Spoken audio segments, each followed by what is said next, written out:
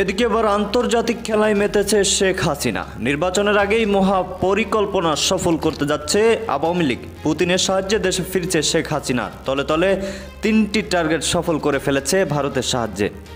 অধ্যাপক ইউনূসের নেতৃত্বাধীন বাংলাদেশের অন্তর্বর্তী সরকারের বিরুদ্ধে আন্তর্জাতিক ক্ষেত্রে কোমর বেঁধে নামছে দেশটিতে কার্যক্রম নিষিদ্ধ থাকা আওয়ামী লীগ। অধ্যাপক ইউনূস ও তার সরকারের বিরুদ্ধে আন্তর্জাতিক সংস্থাগুলোতে অভিযোগ দায়ের করতে চায় আওয়ামী লীগ। পাশাপাশি আওয়ামী লীগের উপর থেকে নিষেধাজ্ঞা প্রত্যাহার করার এবং যে কোনো নির্বাচনে তাদের সম্পূর্ণ অংশগ্রহণের অনুমতি দেওয়ার জন্য অনুরোধ করা হয়েছে। সচিবালয়ের ভিতরে প্রায় 50% আমলা এখনো তারা আওয়ামী লীগের প্রতি পূর্ণ সমর্থন দিচ্ছে এবং সেনাবাহিনীর ভিতরে উচ্চপদস্থ কর্মকর্তা তারা এখনো আওয়ামী লীগের জন্য অনেক স্যাক্রিফাইস করতে প্রস্তুত এবং যে কোনো মূল্যে হোক একটা কু করে একটা প্রতি বিপ্লব করে হাসিনাকে আবার ফিরিয়ে আনতে চায়। সেটা যেভাবেই হোক ফেব্রুয়ারি নির্বাচনের আগেই ইউনূস সরকারের পতন ঘটিয়ে আওয়ামী লীগকে পারলে ক্ষমতায় আনবে। এই মুহূর্তে ভারত শেখ হাসিনাকে আরেকটি সুযোগ তৈরি করে দিল। ভারতের উদ্যোগে শেখ হাসিনা রাশিয়ার প্রধানমন্ত্রী পুতিনের সাথে ফোনে কথা বলে বঙ্গবন্ধু কন্যা দেশরত্ন শেখ হাসিনার সারা বিশ্বের বুকে আপন ধর্ম ঐতিহাসিক স্বদেশ প্রত্যাবর্তন নিশ্চিত হবে ইনশাআল্লাহ। সেদিন বেশি দূরে না, সেদিন ওই হযরত শাহজালাল আন্তর্জাতিক বিমানবন্দর থেকে শুরু হয়ে ঢাকা শহরে প্রতিটা অলি গলি মানুষে চেয়ে যাবে শেখ হাসিনা আসছে, রাজপথ কাটছে।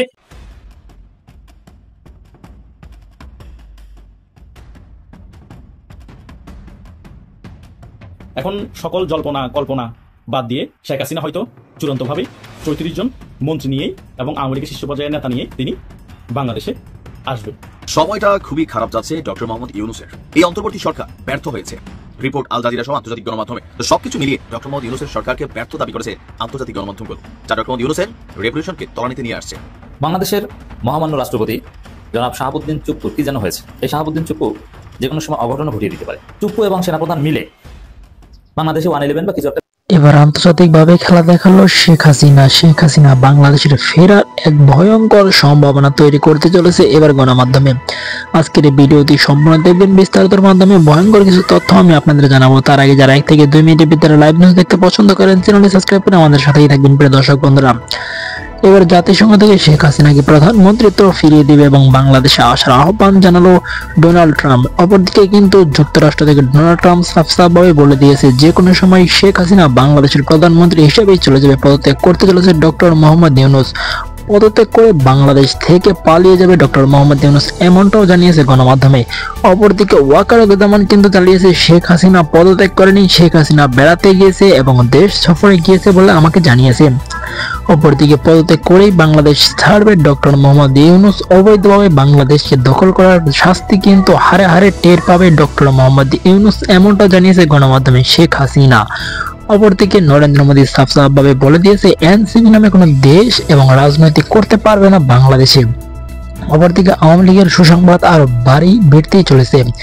যে কোনো সময় শেখ হাসিনা বাংলাদেশে আসবে। আওয়ামী লীগের এমন আশ্বাস ধরে রেখে কিন্তু সজীব ওয়াজেদ বলেছে আমার মা বাংলাদেশে ফিরবে, আগের মতন রাজত্ব করবে। আমার মা কখনো পিছু হাঁটেনি, কখনো পিছু হাঁটবে না।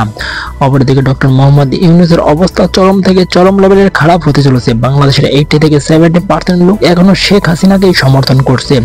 এখন গণমাধ্যমে আমরা দেখতে পাই মানুষ এবং সাধারণ জনগণ তারা বলছে আগের সরকারি ভালো ছিল, শেখ হাসিনাই আমাদের জন্য পারফেক্ট প্রধানমন্ত্রী ছিল। তাহলে কি এবার শেখ হাসিনা বাংলাদেশে আসবে? আপনাদের কি মনে হচ্ছে? যদি অপরদিকে শেখ হাসিনা বাংলাদেশে আসে তাহলে বাংলাদেশের মানুষ তাকে কিভাবে গ্রহণ করবে? ডক্টর মোহাম্মদ ইউনূসের অবস্থা দেখে কিন্তু এমনটাই মনে হচ্ছে যে কোনো সময় শেখ হাসিনা হুট করে বাংলাদেশে ঢুকে পড়বে, এমন বিভিন্ন কলটাকাটো গণমাধ্যমে ফাঁস হয়ে গিয়েছে। যদি শেখ হাসিনা বাংলাদেশে আসে তাহলে বাংলাদেশের মানুষ তাকে কিভাবে গ্রহণ করবে, কতটা স্বস্তির বোধ করবে বাংলাদেশের সাধারণ জনগণ? অবশ্যই সেই বিষয়টি আপনারা কমেন্ট করে বলে যাবেন। অপরদিকে কিন্তু ছাত্রলীগের নেতা সাদ্দাম হোসেন কিন্তু হুঙ্কার দিয়ে কথা বলেছে আমরা পালিয়ে যাইনি, আমরা হারাইনি।